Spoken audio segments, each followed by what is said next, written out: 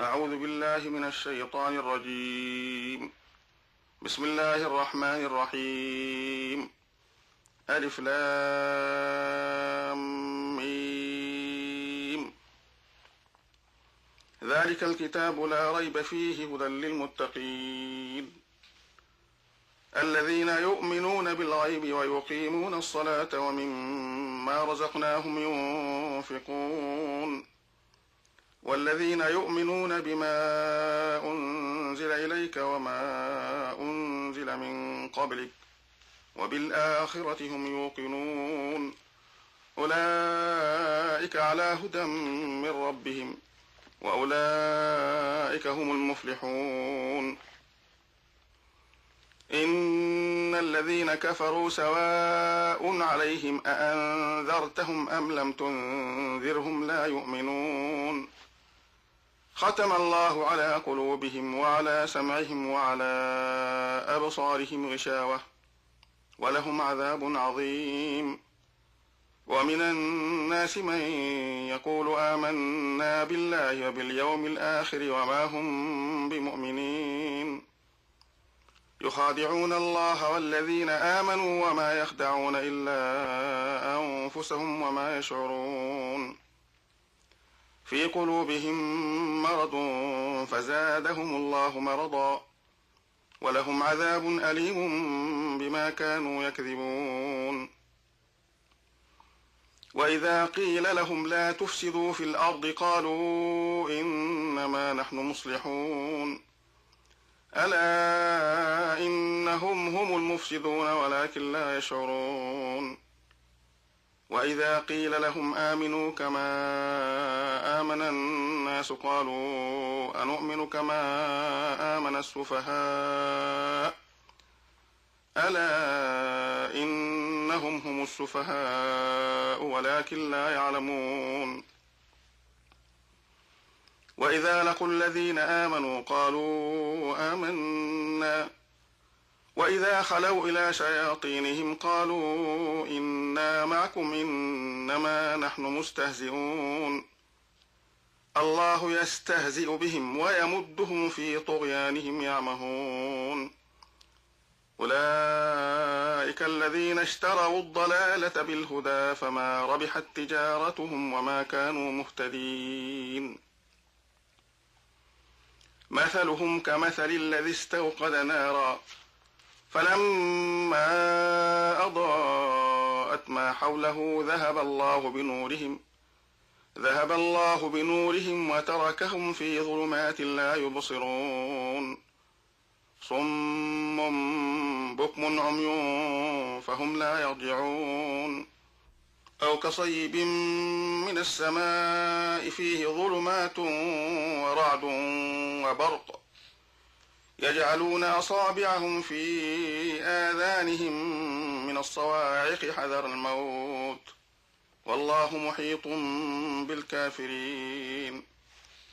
يكاد البرق يخطف أبصارهم كلما أضاء لهم مشوا فيه وإذا أظلم عليهم قاموا ولو شاء الله لذهب بسمعهم وأبصارهم إن الله على كل شيء قدير. يا أيها الناس اعبدوا ربكم الذي خلقكم والذين من قبلكم لعلكم تتقون الذي جعل لكم الأرض فراشا والسماء بناء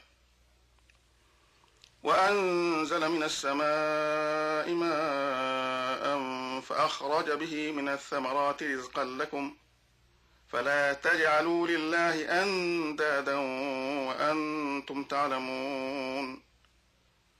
وإن كنتم في ريب مما نزلنا على عبدنا فأتوا بسورة من مثله وادعوا شهداءكم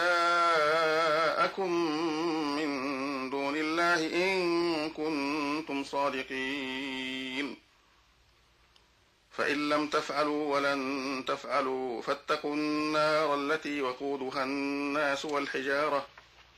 والحجارة أعدت للكافرين. وبشر الذين آمنوا وعملوا الصالحات أن لهم جنات تجري من تحتها الأنهار كلما رزقوا منها من ثمرة رزقا قالوا هذا الذي رزقنا من قبل وأتوا به متشابها ولهم فيها أزواج مطهرة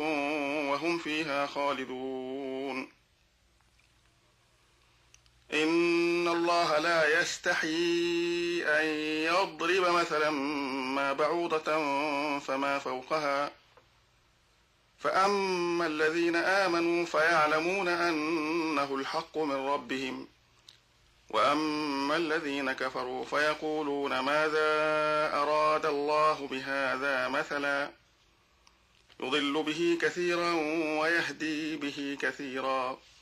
وما يضل به إلا الفاسقين. الذين ينقضون عهد الله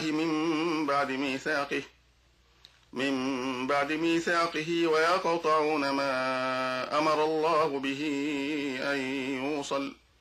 أن يوصل ويفسدون في الأرض أولئك هم الخاسرون. كيف تكفرون بالله وكنتم أمواتا فأحياكم ثم يميتكم ثم يحييكم ثم إليه ترجعون. هو الذي خلق لكم ما في الأرض جميعا ثم استوى إلى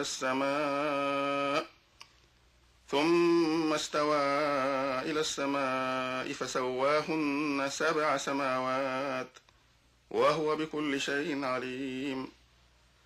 وإذ قال ربك للملائكة إني جاعل في الأرض خليفة قالوا أتجعل فيها من يفسد فيها ويسفك الدماء ونحن نسبح بحمدك ونقدس لك قال إني أعلم ما لا تعلمون.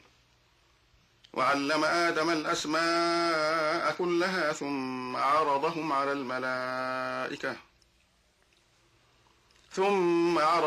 الملائكة فقال أنبئوني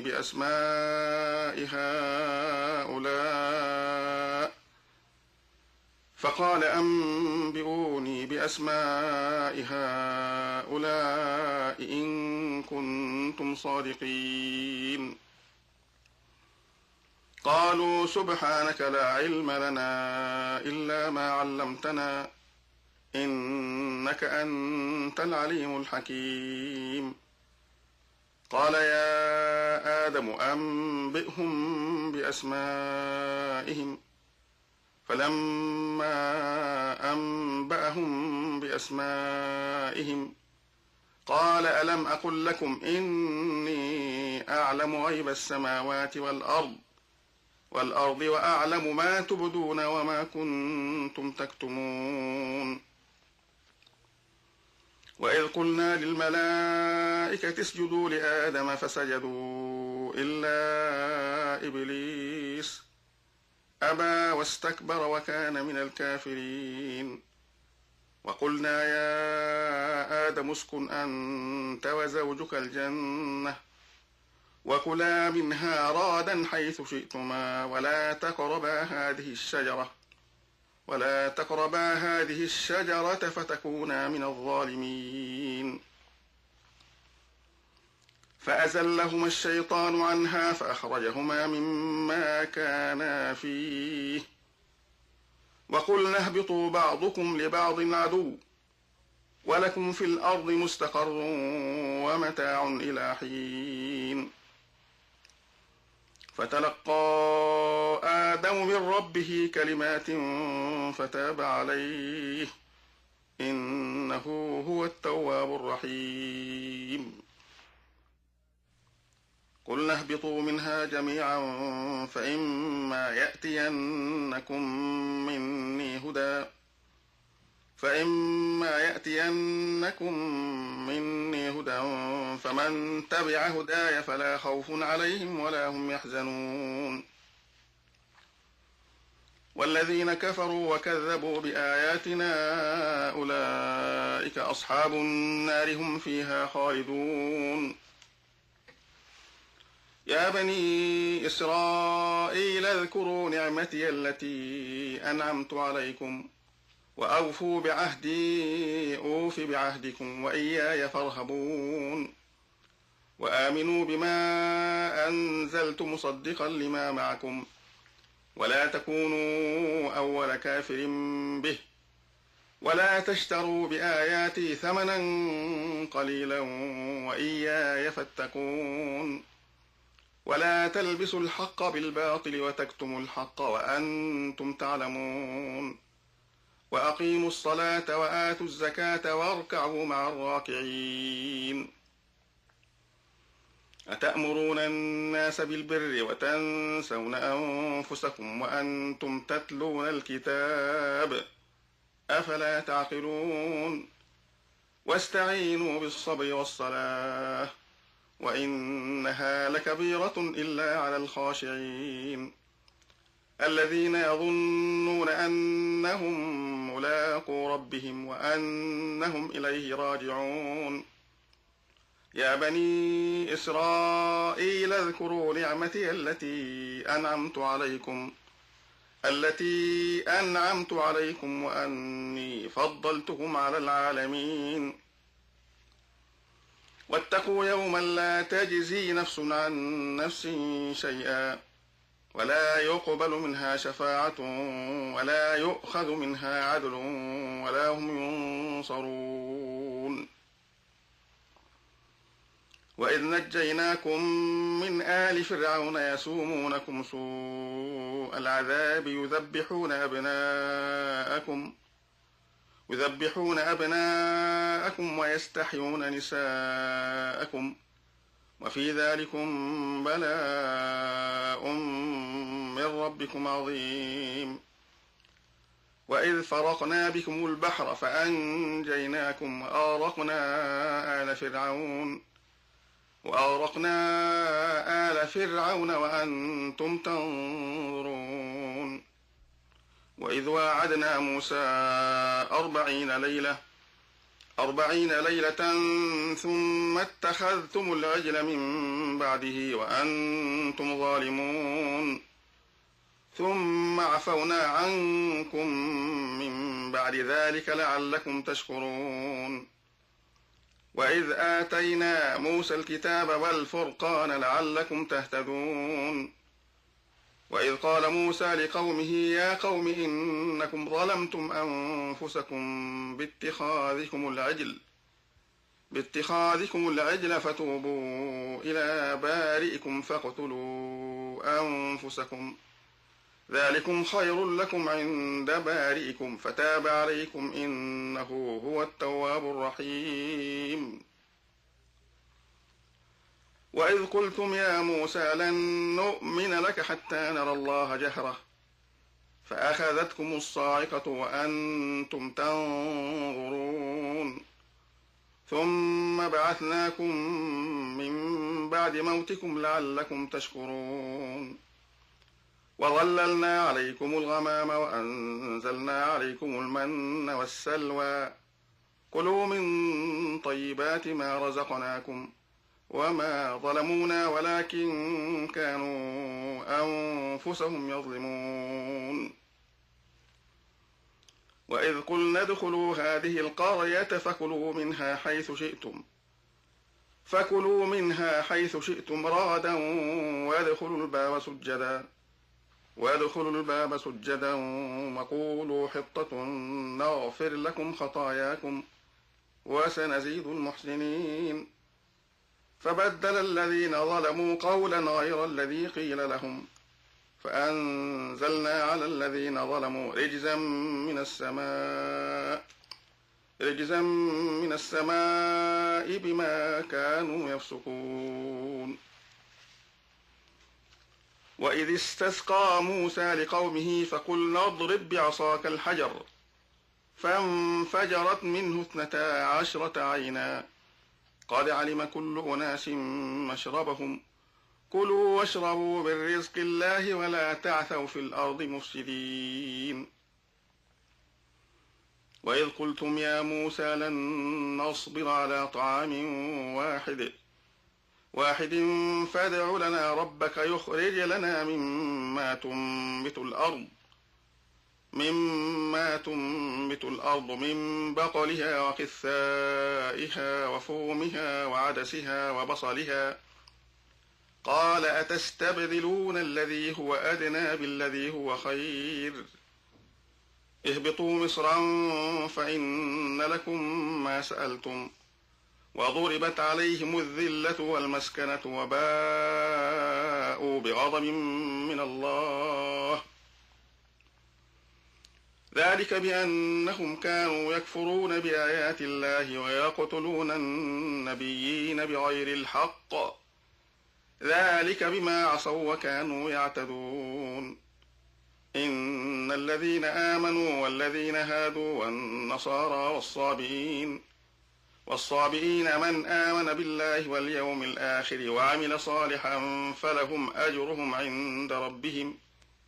فلهم أجرهم عند ربهم ولا خوف عليهم ولا هم يحزنون وإذ أخذنا ميثاقكم ورفعنا فوقكم الطور خذوا ما آتيناكم بقوة واذكروا ما فيه لعلكم تتقون ثم توليتم من بعد ذلك فلولا فضل الله عليكم ورحمته لكنتم من الخاسرين ولقد علمتم الذين اعتدوا منكم في السبت فقلنا لهم كونوا قردة خاسئين فجعلناها نكالا لما بين يديها وما خلفها وموعظة للمتقين وإذ قال موسى لقومه إن الله يأمركم أن تذبحوا بقرة قالوا أتتخذنا هزوا قال أعوذ بالله أن أكون من الجاهلين قالوا ادع لنا ربك يبين لنا ما هي قال إنه يقول إنها بقرة لا فارض ولا بكر عوان بين ذلك فافعلوا ما تؤمرون قالوا ادع لنا ربك يبين لنا ما لونها قال إنه يقول إنها بقرة صفراء فاقع لونها تسر الناظرين قالوا ادع لنا ربك يبين لنا ما هي إن البقرة شابه علينا وإنا إن شاء الله لمهتدون قال إنه يقول إنها بقرة لا ذلول تثير الأرض ولا تسقي الحرث مسلمة لا شية فيها قالوا الآن جئت بالحق فذبحوها وما كادوا يفعلون وإذ قتلتم نفسا فادارأتم فيها والله مخرج ما كنتم تكتمون فقلنا اضربوه ببعضها كذلك يحيي الله الموتى ويريكم آياته لعلكم تعقلون ثم قست قلوبكم من بعد ذلك فهي كالحجارة أو أشد قسوة وإن من الحجارة لما يتفجر منه الأنهار وإن منها لما يشقق فيخرج منه الماء وإن منها لما يهبط من خشية الله وما الله بغافل عما تعملون أفتطمعون أن يؤمنوا لكم وقد كان فريق منهم يسمعون كلام الله ثم يحرفونه من بعد ما عقلوه وهم يعلمون وإذا لقوا الذين آمنوا قالوا آمنا وإذا خلا بعضهم إلى بعض قالوا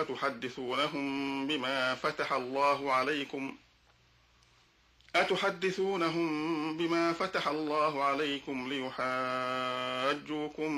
به عند ربكم أفلا تعقلون أولا يعلمون أن الله يعلم ما يسرون وما يعلنون ومنهم أميون لا يعلمون الكتاب إلا أماني وإن هم إلا يظنون فويل للذين يكتبون الكتاب بأيديهم ثم يقولون هذا من عند الله ليشتروا به ثمنا قليلا فويل لهم مما كتبت أيديهم وويل لهم مما يكسبون وقالوا لن تمسنا النار إلا أياما معدودة قل أتخذتم عند الله عهدا فلن يخلف الله عهده أم تقولون على الله ما لا تعلمون بلى من كسب سيئة وأحاطت به خطيئته فأولئك أصحاب النار هم فيها خالدون والذين آمنوا وعملوا الصالحات أولئك أصحاب الجنة هم فيها خالدون وإذ أخذنا ميثاق بني إسرائيل لا تعبدون إلا الله وبالوالدين إحسانا وذي القربى واليتامى والمساكين وقولوا للناس حسنا وأقيموا الصلاة وآتوا الزكاة ثم توليتم إلا قليلا منكم وأنتم معرضون وإذ أخذنا ميثاقكم لا تسفكون دماءكم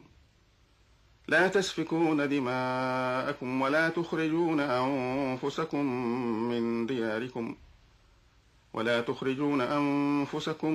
من دياركم ثم أقررتم وأنتم تشهدون ثم أنتم هؤلاء تقتلون أنفسكم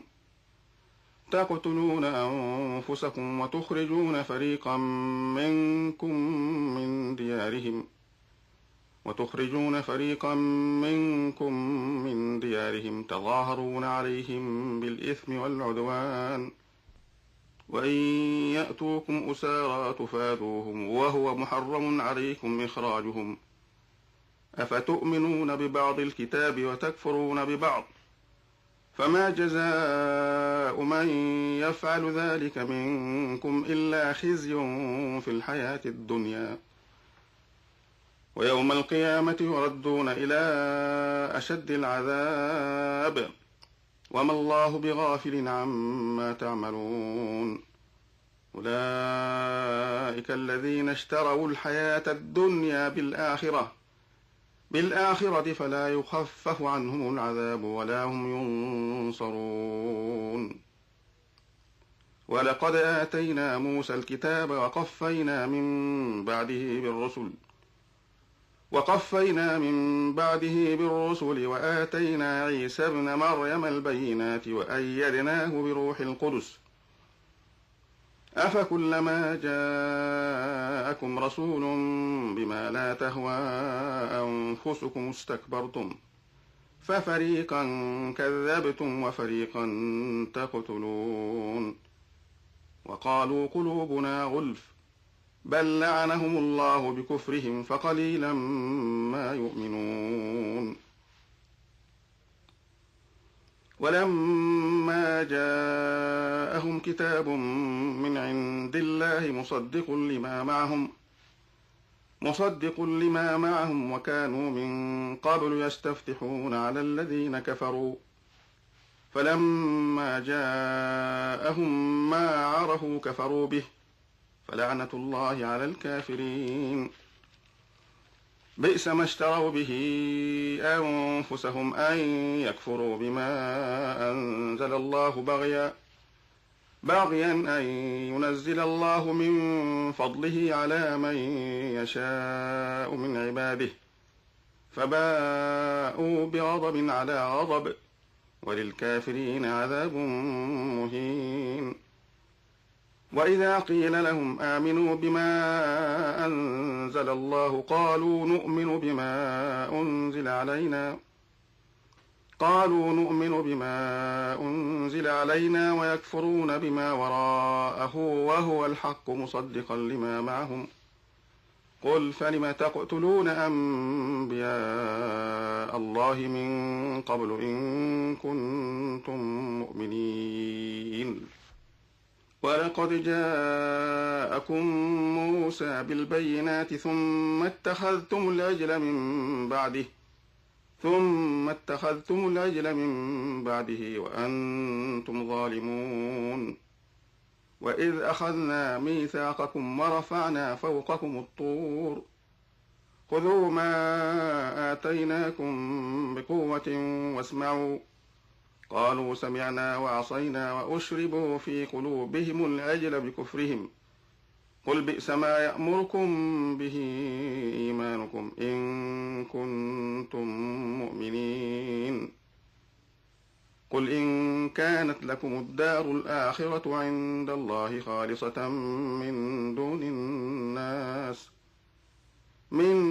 الناس فتمنوا الموت إن كنتم صادقين. ولن يتمنوه أبدا بما قدمت أيديهم والله عليم بالظالمين. ولتجدنهم أحرص الناس على حياة ومن الذين أشركوا يود أحدهم لو يعمر 1000 سنة وما هو بمزحزحه من العذاب أن يعمر والله بصير بما يعملون. قل من كان عدوا لجبريل فإنه نزله على قلبك بإذن الله مصدقا لما بين يديه وهدى وبشرى للمؤمنين. من كان عدوا لله وملائكته ورسله وجبريل وميكال فإن الله عدو للكافرين. ولقد أنزلنا إليك آيات بينات وما يكفر بها إلا الفاسقون. أو كلما عاهدوا عهدا نبذه فريق منهم بل أكثرهم لا يؤمنون. ولما جاءهم رسول من عند الله مصدق لما معهم نبذ فريق من الذين أوتوا الكتاب كتاب الله وراء ظهورهم كأنهم لا يعلمون. واتبعوا ما تتلو الشياطين على ملك سليمان وما كفر سليمان ولكن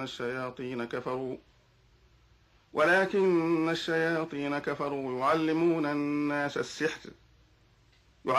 الناس السحر وما أنزل على الملكين ببابل هاروت وماروت وما يعلمان من أحد حتى يقولا إنما نحن فتنة فلا تكفر فيتعلمون منهما ما يفرقون به بين المرء وزوجه وما هم بضارين به من أحد إلا بإذن الله ويتعلمون ما يضرهم ولا ينفعهم ولقد علموا لمن اشتراه ما له في الآخرة من خلاق ولبئس ما شروا به أنفسهم لو كانوا يعلمون. ولو أنهم آمنوا واتقوا لمثوبة من عند الله خير لو كانوا يعلمون. يا أيها الذين آمنوا لا تقولوا راعنا وقولوا انظرنا واسمعوا وقولوا انظرنا واسمعوا وللكافرين عذاب أليم. ما يود الذين كفروا من أهل الكتاب ولا المشركين أن ينزل عليكم من خير من ربكم، والله يختص برحمته من يشاء، والله ذو الفضل العظيم. ما ننسخ من آية أو ننسها نأت بخير منها أو مثلها. ألم تعلم أن الله على كل شيء قدير. ألم تعلم أن الله له ملك السماوات والأرض، وما لكم من دون الله من ولي ولا نصير. أم تريدون أن تسألوا رسولكم كما سئل موسى من قبل، ومن يتبدل الكفر بالإيمان فقد ضل سواء السبيل.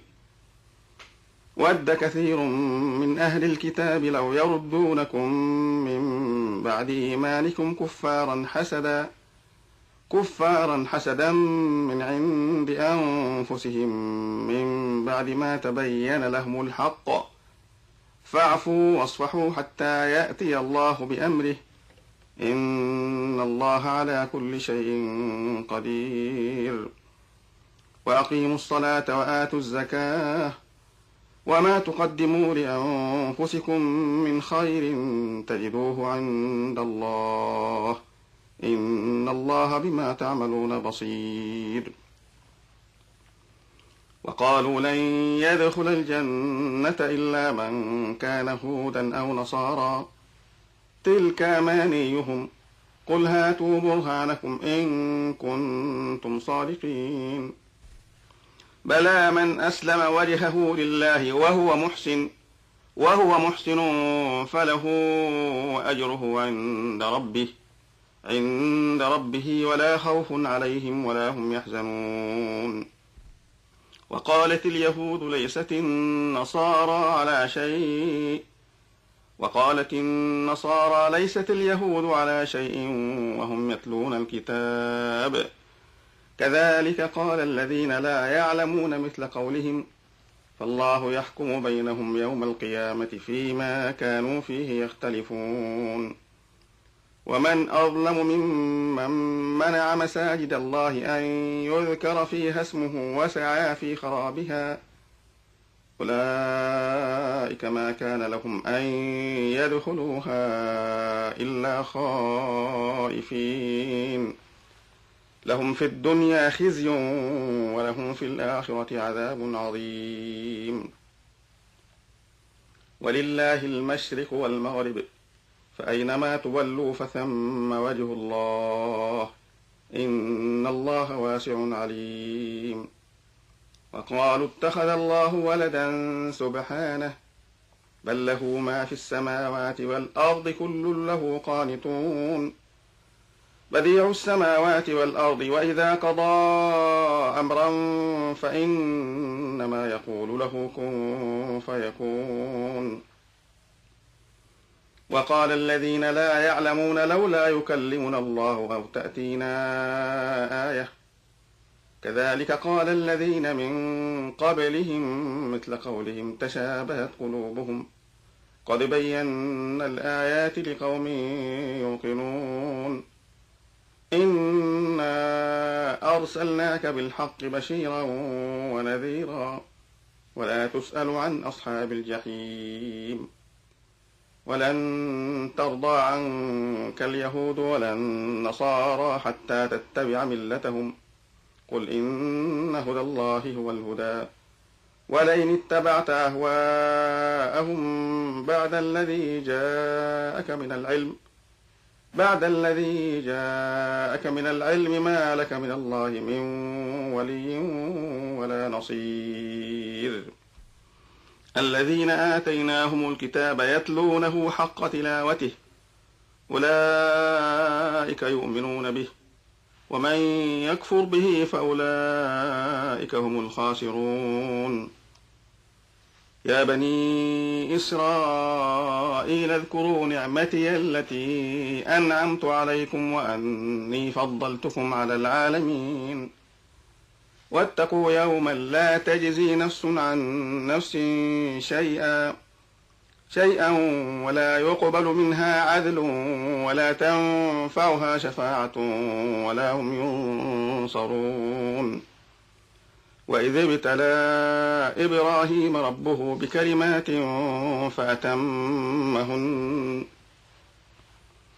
قال إني جاعلك للناس إماما قال ومن ذريتي قال لا ينال عهد الظالمين وإذ جعلنا البيت مثابة للناس وأمنا واتخذوا من مقام إبراهيم مصلى وعهدنا إلى إبراهيم وإسماعيل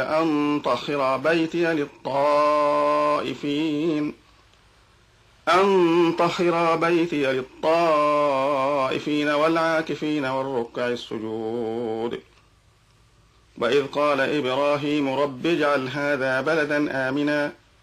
آمنا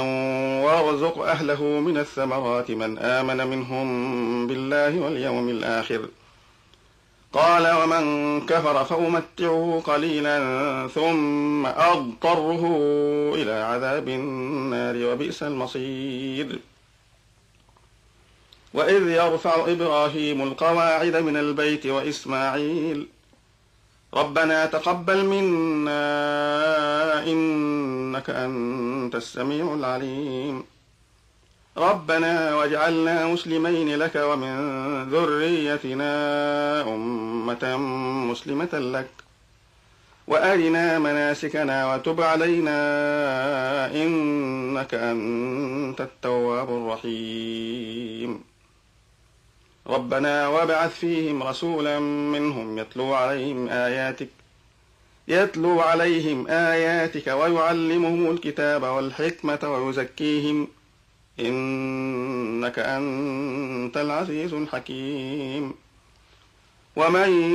يرغب عن ملة إبراهيم إلا من سفه نفسه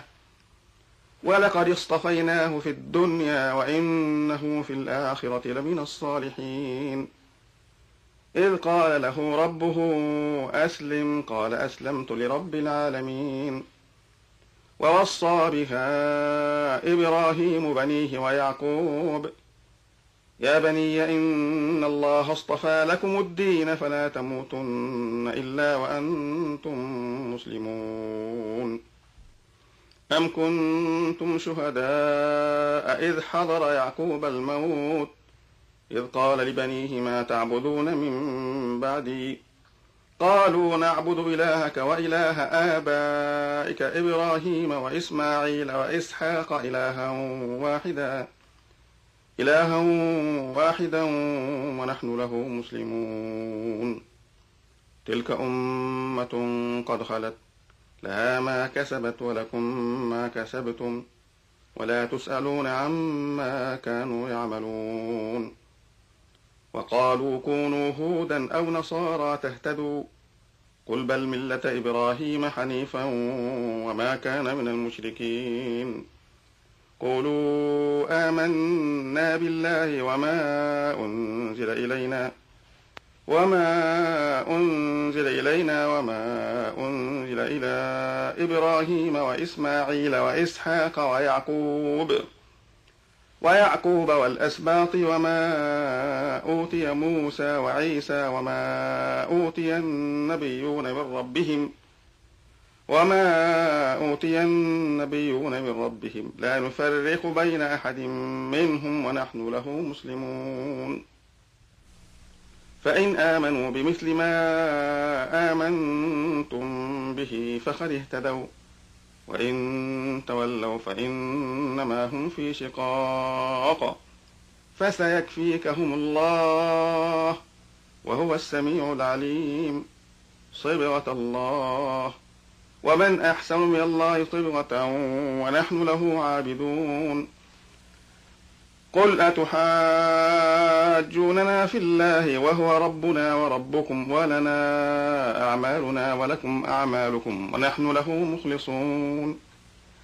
أم تقولون إن إبراهيم وإسماعيل وإسحاق ويعقوب والأسباط كانوا هودا أو نصارى قل أأنتم أعلم أم الله ومن أظلم ممن كتم شهادة عنده من الله وما الله بغافل عما تعملون تلك أمة قد خلت لها ما كسبت ولكم ما كسبتم ولا تسألون عما كانوا يعملون سيقول السفهاء من الناس ما ولاهم عن قبلتهم التي كانوا عليها قل لله المشرق والمغرب يهدي من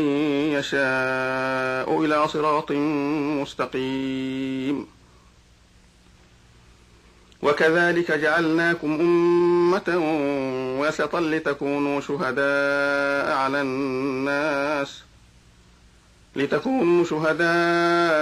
على الناس ويكون الرسول عليكم شهيدا وما جعلنا القبلة التي كنت عليها إلا لنعلم من يتبع الرسول ممن ينقلب على عقبيه وإن كانت لكبيرة إلا على الذين هدى الله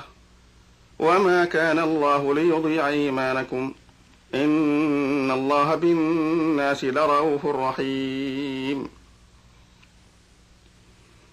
قد نرى تقلب وجهك في السماء فلنولينك قبلة ترضاها فول وجهك شطر المسجد الحرام وحيث ما كنتم فولوا وجوهكم شطره وإن الذين أوتوا الكتاب ليعلمون أنه الحق من ربهم وما الله بغافل عما يعملون ولئن أتيت الذين أوتوا الكتاب بكل آية ما تبعوا قبلتك وما أنت بتابع قبلتهم وما بعضهم بتابع قبلة بعض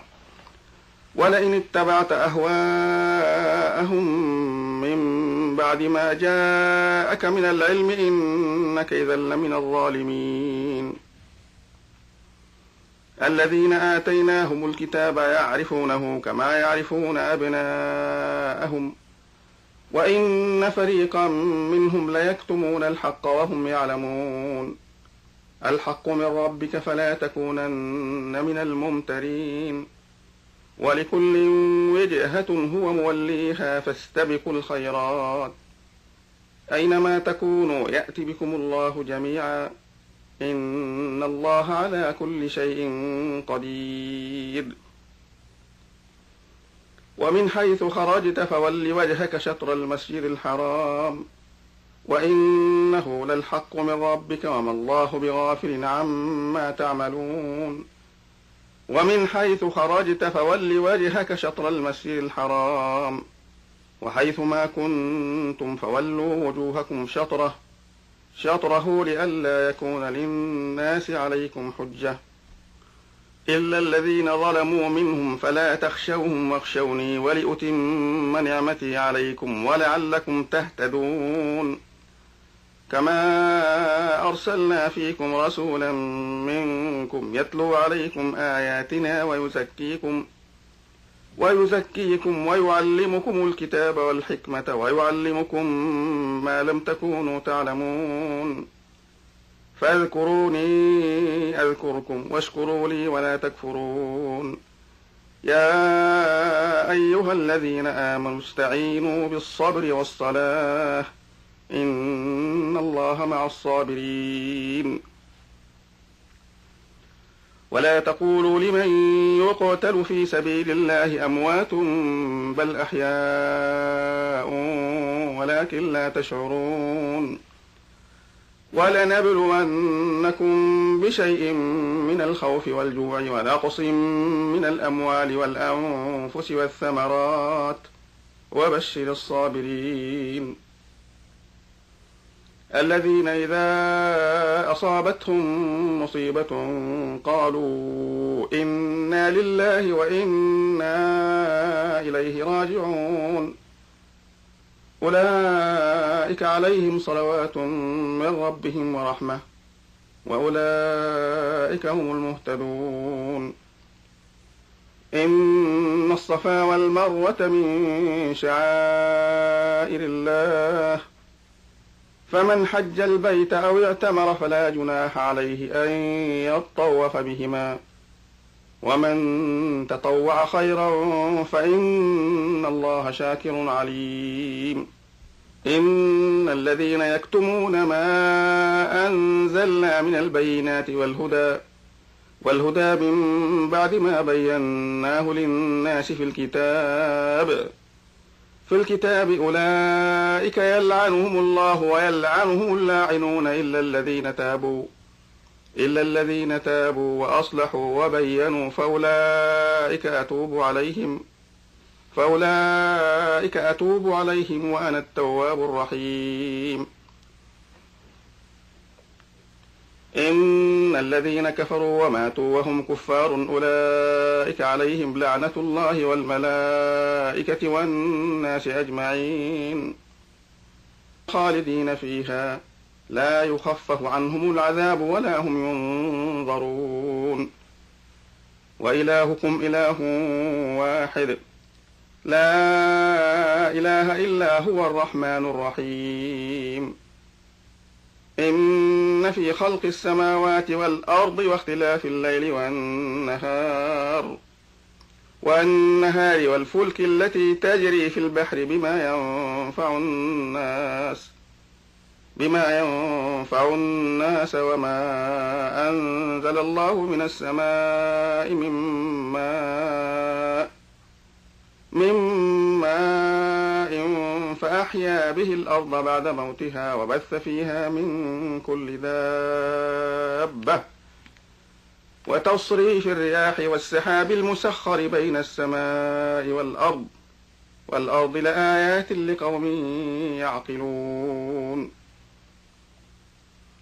ومن الناس من يتخذ من دون الله أندادا يحبونهم كحب الله والذين آمنوا أشد حبا لله ولو يرى الذين ظلموا إذ يرون العذاب أن القوة لله جميعا وأن الله شديد العذاب إذ تبرأ الذين اتبعوا من الذين اتبعوا ورأوا العذاب وتقطعت بهم الأسباب وقال الذين اتبعوا لو أن لنا كرة فنتبرأ منهم كما تبرأوا منا كذلك يريهم الله أعمالهم حسرات عليهم وما هم بخارجين من النار يا أيها الناس كلوا مما في الأرض حلالا طيبا ولا تتبعوا خطوات الشيطان إنه لكم عدو مبين إنما يأمركم بالسوء والفحشاء وأن تقولوا على الله ما لا تعلمون وإذا قيل لهم اتبعوا ما أنزل الله قالوا بل نتبع ما ألفينا عليه آباءنا أولو كان آباؤهم لا يعقلون شيئا ولا يهتدون ومثل الذين كفروا كمثل الذي ينعق بما لا يسمع إلا دعاء ونداء صم بكم عمي فهم لا يعقلون يا أيها الذين آمنوا كلوا من طيبات ما رزقناكم واشكروا لله إن كنتم إياه تعبدون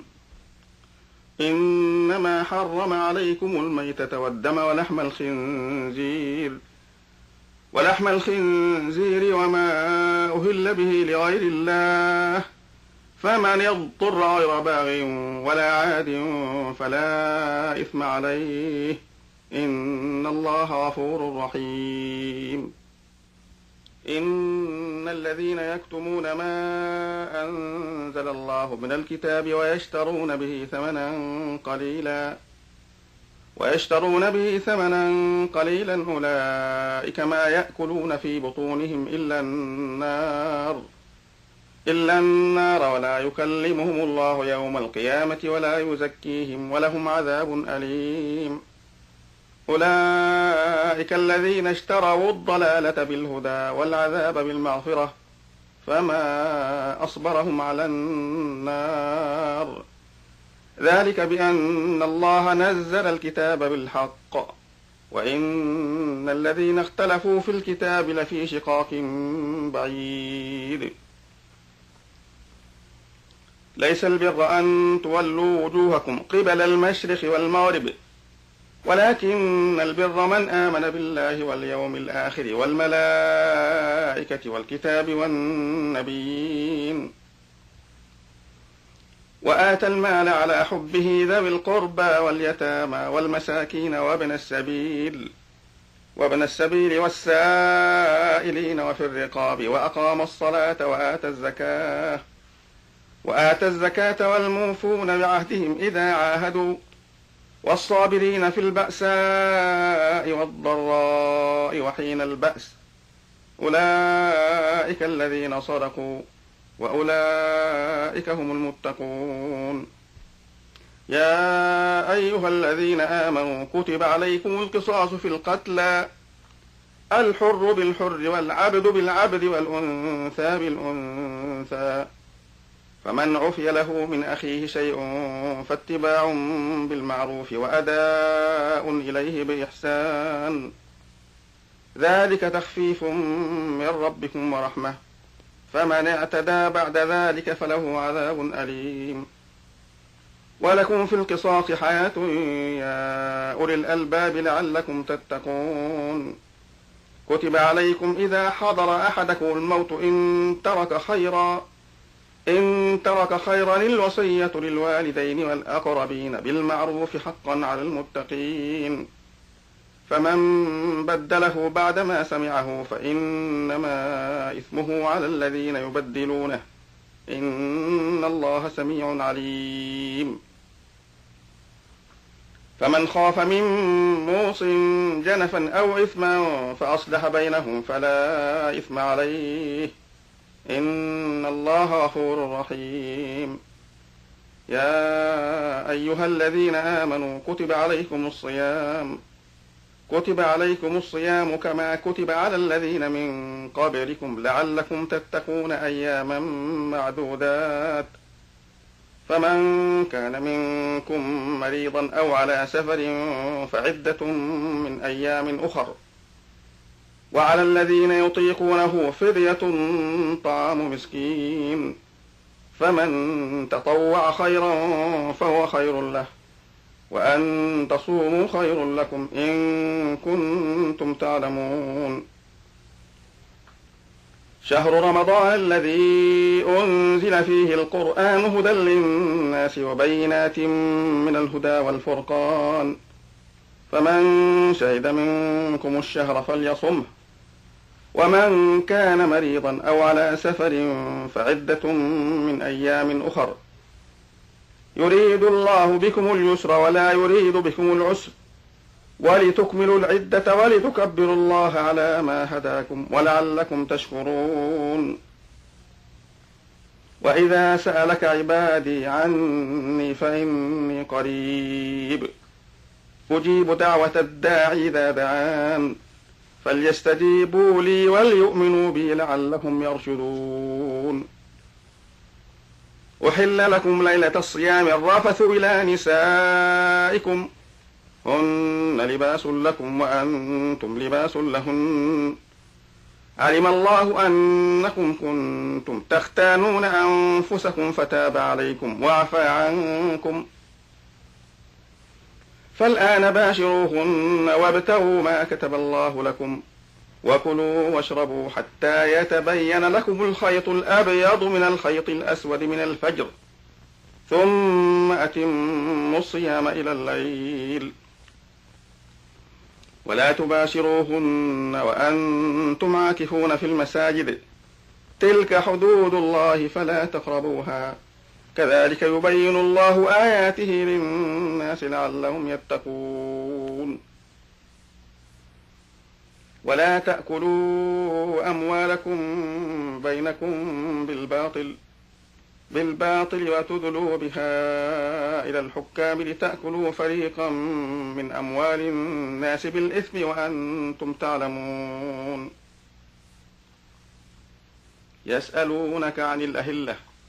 قل هي مواقيت للناس والحج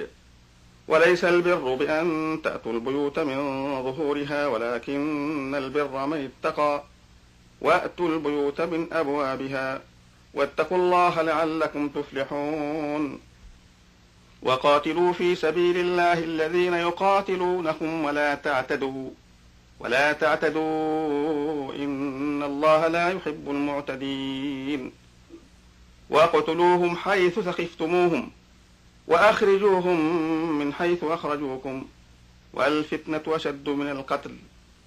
ولا تقاتلوهم عند المسجد الحرام حتى يقاتلوكم فيه فإن قاتلوكم فاقتلوهم كذلك جزاء الكافرين فإن انتهوا فإن الله غفور رحيم وقاتلوهم حتى لا تكون فتنة ويكون الدين لله فإن انتهوا فلا عدوان إلا على الظالمين الشهر الحرام بالشهر الحرام والحرمات قصاص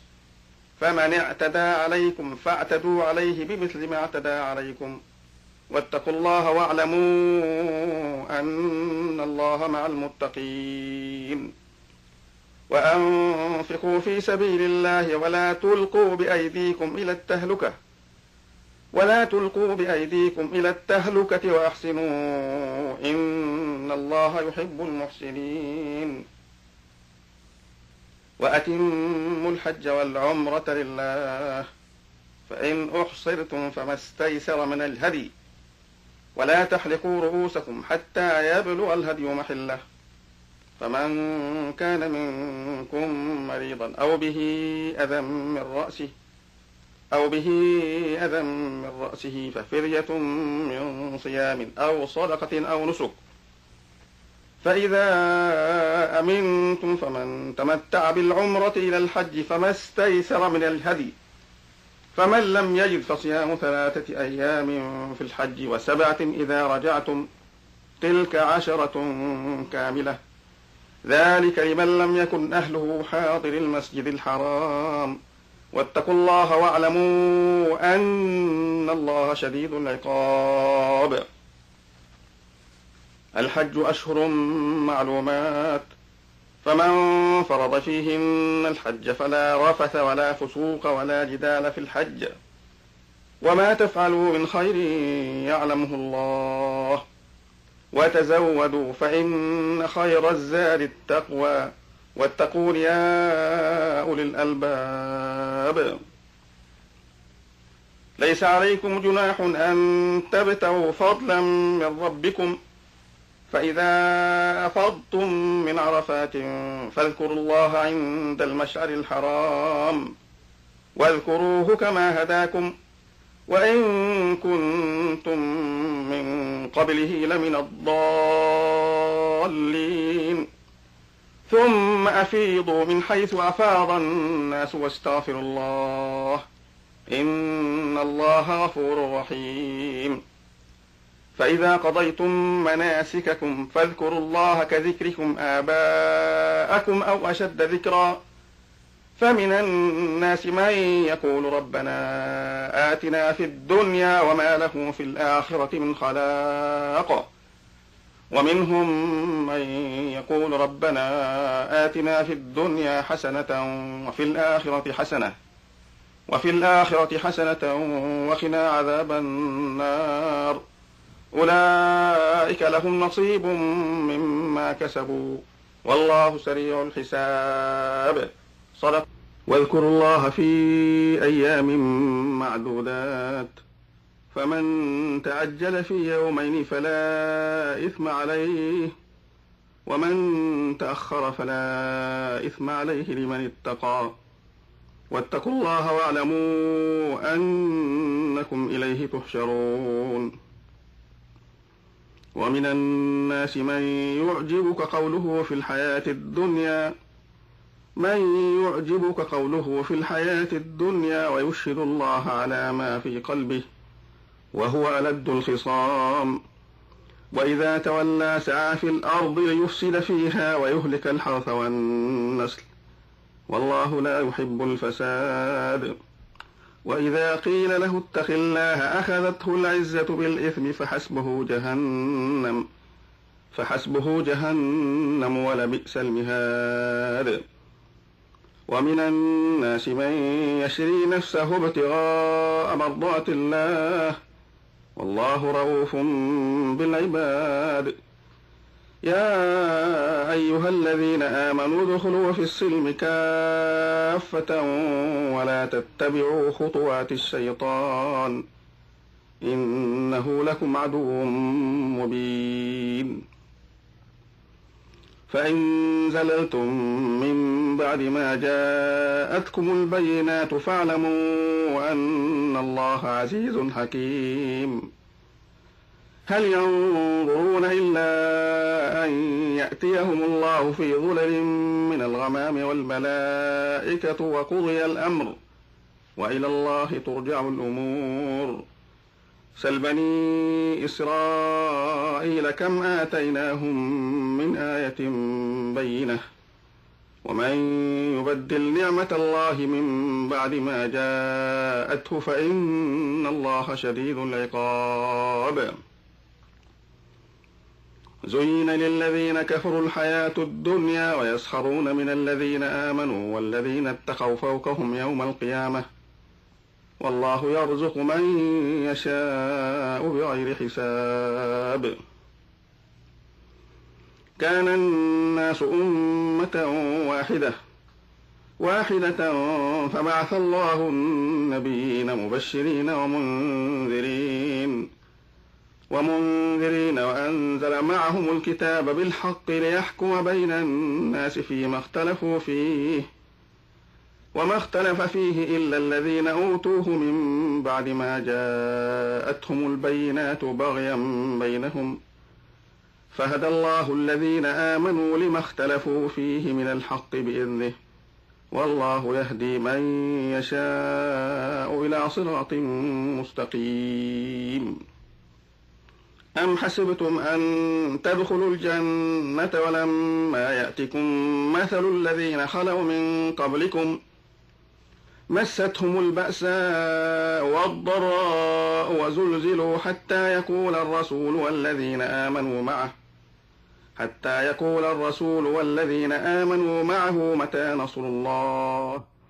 ألا إن نصر الله قريب. يسألونك ماذا ينفقون قل ما أنفقتم من خير فللوالدين والأقربين واليتامى والمساكين وابن السبيل وما تفعلوا من خير فإن الله به عليم. كتب عليكم القتال وهو كره لكم وعسى أن تكرهوا شيئا وهو خير لكم وعسى أن تحبوا شيئا وهو شر لكم والله يعلم وأنتم لا تعلمون. يسألونك عن الشهر الحرام قتال فيه قل قتال فيه كبير وصد عن سبيل الله وكفر به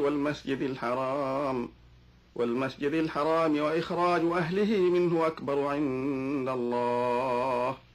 والفتنة أكبر من القتل ولا يزالون يقاتلونكم حتى يردوكم عن دينكم إن استطاعوا ومن يرتد منكم عن دينه فيمت وهو كافر فأولئك حبطت أعمالهم في الدنيا والآخرة وأولئك أصحاب النار هم فيها خالدون. إن الذين آمنوا والذين هاجروا وجاهدوا في سبيل الله أولئك يرجون رحمة الله والله غفور رحيم. يسألونك عن الخمر والميسر قل فيهما إثم كبير ومنافع للناس وإثمهما أكبر من نفعهما ويسألونك ماذا ينفقون قل العفو كذلك يبين الله لكم الآيات لعلكم تتفكرون في الدنيا والآخرة. ويسألونك عن اليتامى قل إصلاح لهم خير وإن تخالطوهم فإخوانكم والله يعلم المفسد من المصلح ولو شاء الله لأعنتكم إن الله عزيز حكيم. ولا تنكحوا المشركات حتى يؤمن ولأمة مؤمنة خير من مشركة ولو أعجبتكم ولا تنكحوا المشركين حتى يؤمنوا ولعبد مؤمن خير من مشرك ولو أعجبكم أولئك يدعون إلى النار والله يدعو إلى الجنة والمغفرة بإذنه ويبين آياته للناس لعلهم يتذكرون. ويسألونك عن المحيض قل هو أذى فاعتزلوا النساء في المحيض ولا تقربوهن حتى يطهرن فإذا تطهرن فأتوهن من حيث أمركم الله إن الله يحب التوابين ويحب المتطهرين. نساؤكم حرث لكم فأتوا حرثكم أنى شئتم وقدموا لأنفسكم واتقوا الله واعلموا أنكم ملاقوه وبشر المؤمنين. ولا تجعلوا الله عرضة لأيمانكم أن تبروا وتتقوا وتصلحوا بين الناس والله سميع عليم. لا يؤاخذكم الله باللغو في أيمانكم ولكن يؤاخذكم بما كسبت قلوبكم والله غفور حليم. للذين يؤلون من نسائهم تربص أربعة أشهر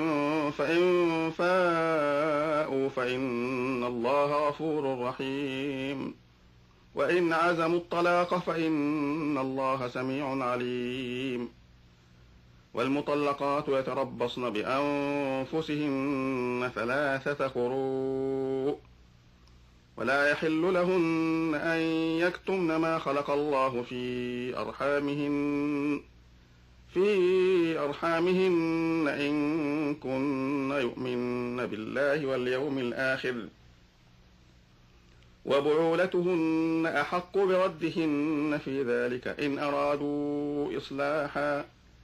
ولهن مثل الذي عليهن بالمعروف وللرجال عليهن درجة والله عزيز حكيم. الطلاق 2 فإمساكم بمعروف أو تسريح بإحسان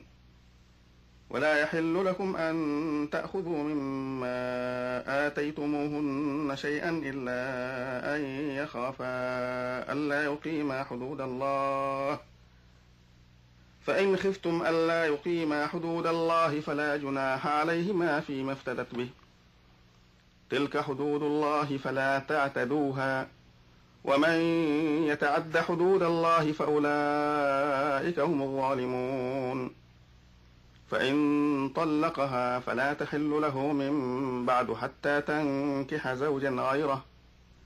فإن طلقها فلا جناح عليهما أن يتراجعا إن ظنا أن يقيما حدود الله وتلك حدود الله يبينها لقوم يعلمون. وإذا طلقتم النساء فبلغن أجلهن فأمسكوهن بمعروف أو سرحوهن بمعروف، ولا تمسكوهن ضرارا لتعتدوا، ومن يفعل ذلك فقد ظلم نفسه. ولا تتخذوا آيات الله هزوا، واذكروا نعمة الله عليكم وما أنزل عليكم من الكتاب والحكمة يعظكم به، واتقوا الله واعلموا أن الله بكل شيء عليم. وإذا طلقتم النساء فبلغن أجلهن فلا تعضلوهن أن ينكحن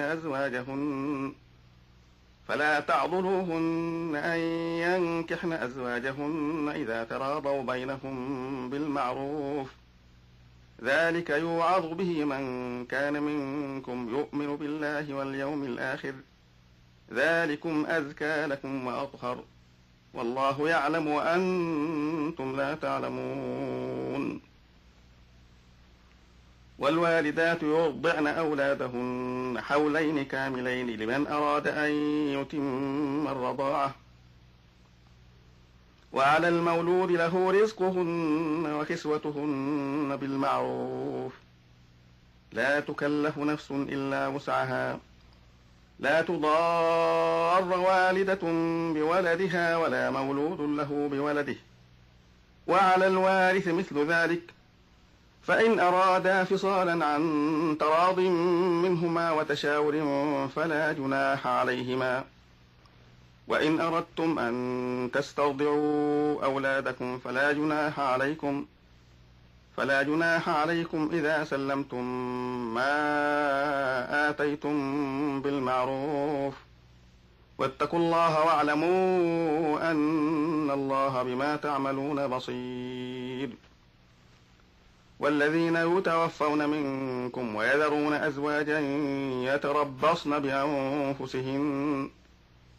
يتربصن بأنفسهن 4 أشهر وعشرا، فإذا بلغن أجلهن فلا جناح عليكم فيما فعلن في أنفسهن بالمعروف، والله بما تعملون خبير. ولا جناح عليكم فيما عرضتم به من خطبة النساء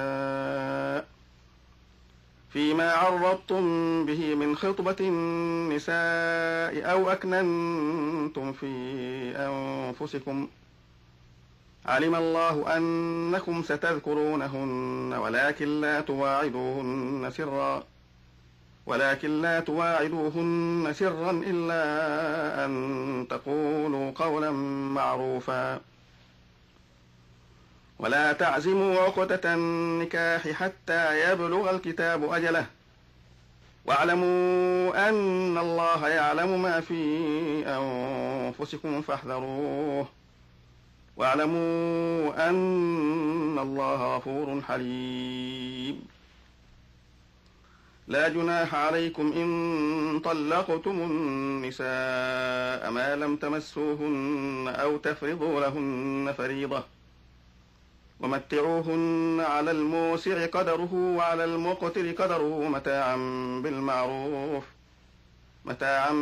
بالمعروف حقا على المحسنين. وإن طلقتموهن من قبل أن تمسوهن وقد فرضتم لهن فريضة فنصف ما فرضتم إلا أن يعفون أو يعفو الذي بيده عقدة النكاح، وأن تعفوا أقرب للتقوى، ولا تنسوا الفضل بينكم،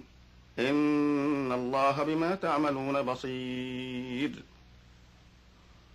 حافظوا على الصلوات والصلاة الوسطى وقوموا لله قانتين، فإن خفتم فرجالا أو ركبانا فإذا أمنتم فاذكروا الله كما علمكم ما لم تكونوا تعلمون والذين يتوفون منكم ويذرون أزواجا وصية لأزواجهم متاعا إلى الحول غير إخراج فإن خرجن فلا جناح عليكم فيما فعلن في أنفسهن من معروف والله عزيز حكيم وللمطلقات متاع بالمعروف حقا على المتقين كذلك يبين الله لكم آياته لعلكم تعقلون ألم تر إلى الذين خرجوا من ديارهم وهم ألوف حذر الموت فقال لهم الله موتوا ثم أحياهم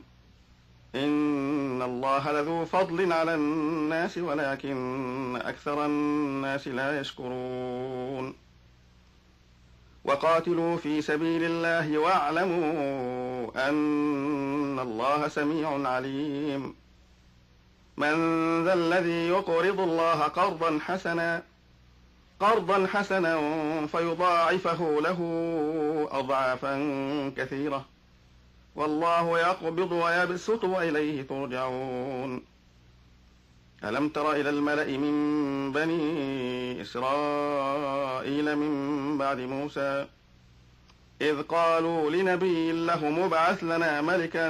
نقاتل في سبيل الله قال هل عسيتم إن كتب عليكم القتال ألا تقاتلوا قالوا وما لنا ألا نقاتل في سبيل الله وقد أخرجنا من ديارنا وأبنائنا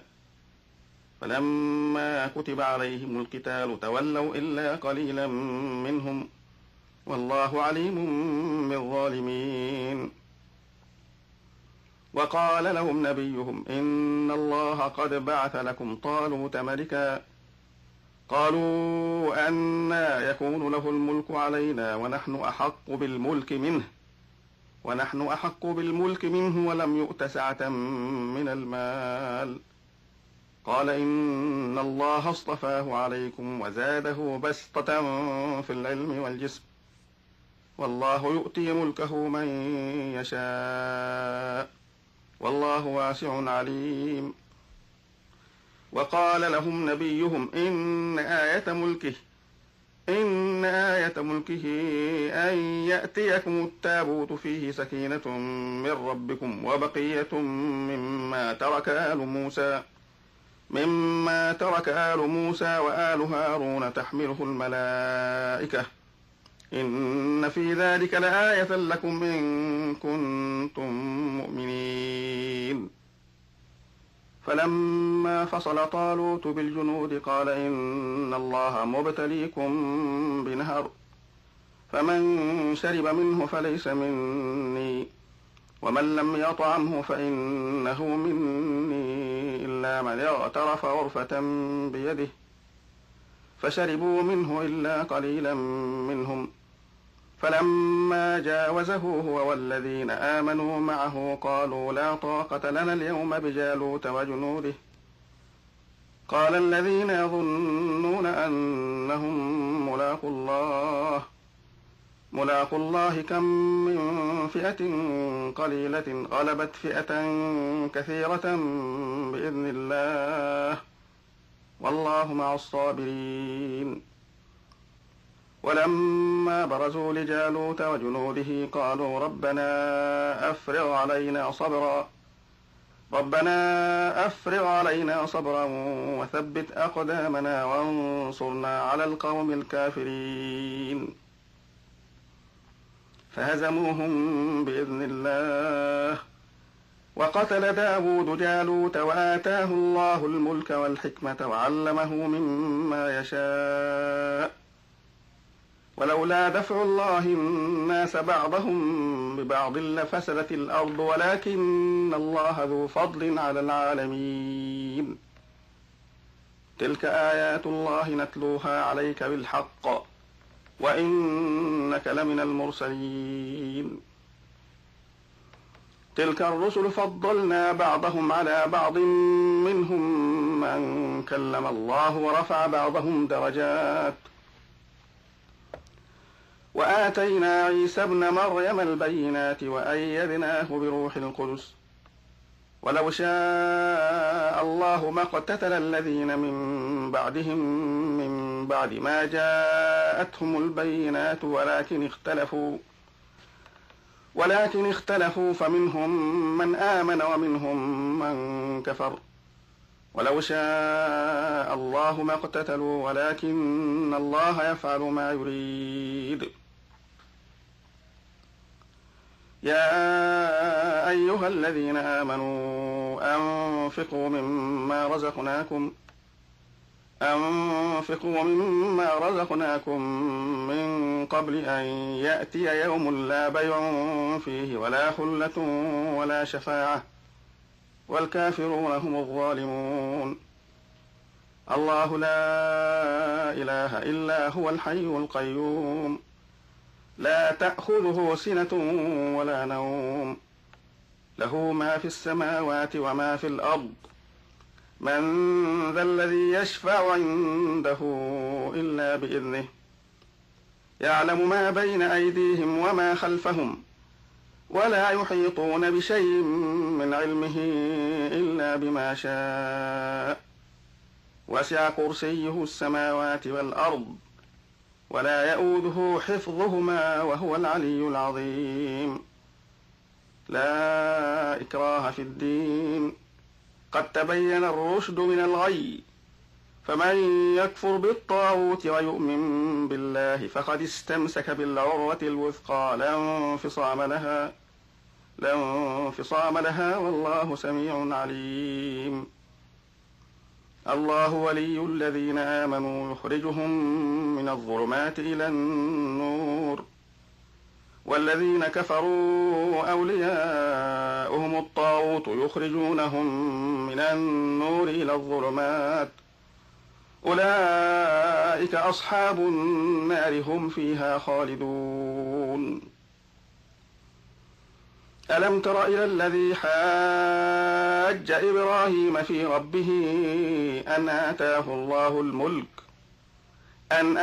الله الملك إذ قال إبراهيم ربي الذي يحيي ويميت قال أنا أحيي وأميت قال إبراهيم فإن الله يأتي بالشمس من المشرق فأت بها من المغرب فبهت الذي كفر والله لا يهدي القوم الظالمين. أو كالذي مر على قرية وهي خاوية على عروشها قال أنى يحيي هذه الله بعد موتها فأماته الله 100 عام ثم بعثه قال كم لبثت قال لبثت يوما أو بعض يوم قال بل لبثت 100 عام فانظر إلى طعامك وشرابك لم يتسنه وانظر إلى حمارك ولنجعلك آية للناس وانظر إلى العظام كيف ننشزها ثم نكسوها لحما فلما تبين له قال أعلم أن الله على كل شيء قدير. وإذ قال إبراهيم رب أرني كيف تحيي الموتى قال أولم تؤمن قال بلى ولكن ليطمئن قلبي قال فخذ 4 من الطير فصرهن إليك ثم اجعل على كل جبل منهن جزءا ثم ادعهن يأتينك سعيا واعلم أن الله عزيز حكيم. مثل الذين ينفقون أموالهم في سبيل الله كمثل حبة أنبتت 7 سنابل في كل سنبلة 100 حبة والله يضاعف لمن يشاء والله واسع عليم. الذين ينفقون أموالهم في سبيل الله ثم لا يتبعون ما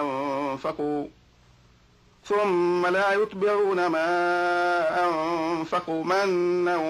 ولا أذى لهم أجرهم عند ربهم ولا خوف عليهم ولا هم يحزنون. قول معروف ومغفرة خير من صدقة يتبعها أذى والله غني حليم. يا أيها الذين آمنوا لا تبطلوا صدقاتكم بالمن والأذى كالذي ينفق ماله رئاء الناس ولا يؤمن بالله واليوم الآخر فمثله كمثل صفوان عليه تراب فأصابه وابل فتركه صلدا لا يقدرون على شيء مما كسبوا والله لا يهدي القوم الكافرين. ومثل الذين ينفقون أموالهم ابتغاء مرضات الله وتثبيتا من أنفسهم كمثل جنة بربوة أصابها وابل فآتت أكلها ضعفين فإن لم يصبها وابل فطل والله بما تعملون بصير. أيود أحدكم أن تكون له جنة من نخيل وأعناب تجري من تحتها الأنهار له فيها من كل الثمرات وأصابه الكبر وله ذرية ضعفاء فأصابها إعصار فيه نار فاحترقت كذلك يبين الله لكم الآيات لعلكم تتفكرون.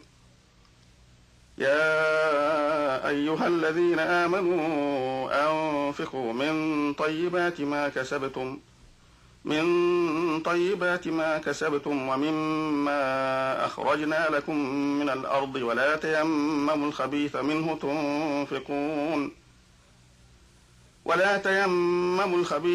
تنفقون ولستم بآخذيه إلا أن تغمضوا فيه واعلموا أن الله غني حميد. الشيطان يعدكم الفقر ويأمركم بالفحشاء والله يعدكم مغفرة منه وفضلا والله واسع عليم. يؤتي الحكمة من يشاء ومن يؤت الحكمة فقد أوتي خيرا كثيرا وما يذكر إلا أولو الألباب. وما أنفقتم من نفقة أو نذرتم من نذر فإن الله يعلمه وما للظالمين من أنصار. إن تبدوا الصدقات فنعما هي وإن تخفوها وتؤتوها الفقراء فهو خير لكم ويكفر عنكم من سيئاتكم والله بما تعملون خبير. ليس عليك هداهم ولكن الله يهدي من يشاء وما تنفقوا من خير فلأنفسكم وما تنفقون إلا ابتغاء وجه الله وما تنفقوا من خير يوفى إليكم وأنتم لا تظلمون. للفقراء الذين يحصروا في سبيل الله لا يستطيعون ضربا في الأرض يحسبهم الجاهل أغنياء من التعفف تعرفهم بسيماهم لا يسألون الناس إلحافا وما تنفقوا من خير فإن الله به عليم. الذين ينفقون أموالهم بالليل والنهار سرا وعلانية فلهم أجرهم عند ربهم ولا خوف عليهم ولا هم يحزنون. الذين يأكلون الربا لا يقومون إلا كما يقوم الذي يتخبطه الشيطان من المس، ذلك بأنهم قالوا إنما البيع مثل الربا وأحل الله البيع وحرم الربا. فمن جاءه موعظة من ربه فانتهى فله ما سلف وأمره إلى الله، ومن عاد فأولئك أصحاب النار هم فيها خالدون. يمحق الله الربا ويربي الصدقات والله لا يحب كل كفار أثيم. إن الذين آمنوا وعملوا الصالحات وأقاموا الصلاة وآتوا الزكاة لهم أجرهم عند ربهم ولا خوف عليهم ولا هم يحزنون. يا أيها الذين آمنوا اتقوا الله وذروا ما بقي من الربا إن كنتم مؤمنين، فإن لم تفعلوا فأذنوا بحرب من الله ورسوله، وإن تبتم فلكم رؤوس أموالكم لا تظلمون ولا تظلمون، وإن كان ذو عسرة فنظرة إلى ميسرة، وأن تصدقوا خير لكم إن كنتم تعلمون. واتقوا يوما ترجعون فيه إلى الله ثم توفى كل نفس ما كسبت وهم لا يظلمون. يا أيها الذين آمنوا إذا تداينتم بدين إلى أجل مسمى فاكتبوه، وليكتب بينكم كاتب بالعدل، ولا يأب كاتب أن يكتب كما علمه الله فليكتب، وليملل الذي عليه الحق وليتق الله ربه ولا يبخس منه شيئا، فإن كان الذي عليه الحق سفيها أو ضعيفا أو لا يستطيع أن يمل هو فليملل وليه بالعدل، واستشهدوا شهيدين من رجالكم، فإن لم يكونا رجلين فرجل وامرأتان ممن ترضون من الشهداء أن تضل إحداهما فتذكر إحداهما الأخرى، ولا يأبى الشهداء إذا ما دعوا، ولا تسأموا أن تكتبوه صغيرا أو كبيرا إلى أجله، ذلكم أقسط عند الله وأقوم للشهادة وأدنى ألا ترتابوا إلا أن تكون تجارة حاضرة تديرونها بينكم فليس عليكم جناح ألا تكتبوها، وأشهدوا إذا تبايعتم ولا يضار كاتب ولا شهيد، وإن تفعلوا فإنه فسوق بكم، واتقوا الله ويعلمكم الله والله بكل شيء عليم. وإن كنتم على سفر ولم تجدوا كاتبا فرهان مقبوضة، فإن أمن بعضكم بعضا فليؤدي الذي ائتمن أمانته وليتق الله ربه ولا تكتموا الشهادة، ومن يكتمها فإنه آثم قلبه والله بما تعملون عليم. لله ما في السماوات وما في الأرض، وإن تبدوا ما في أنفسكم أو تخفوه يحاسبكم به الله، فيغفر لمن يشاء ويعذب من يشاء، والله على كل شيء قدير. آمن الرسول بما أنزل إليه من ربه والمؤمنون والمؤمنون كل آمن بالله وملائكته وكتبه ورسله لا نفرق بين أحد من رسله وقالوا سمعنا وأطعنا غفرانك ربنا وإليك المصير. لا يكلف الله نفسا إلا وسعها لها ما كسبت وعليها ما اكتسبت ربنا لا تؤاخذنا إن نسينا أو أخطأنا ربنا ولا تحمل علينا إصرا كما حملته على الذين من قبلنا ربنا ولا تحملنا ما لا طاقة لنا به واعف عنا واغفر لنا وارحمنا أنت مولانا فانصرنا على القوم الكافرين.